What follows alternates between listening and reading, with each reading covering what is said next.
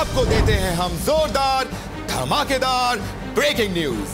अभी अभी खबर मिली है कि the late late show with Ali Salim में होने जा रहा है कुछ धुआंधार। इस शो में आएंगी पाकिस्तान की हिट फिल्मों की कास्ट जो देगी आपको अंदर की खबर।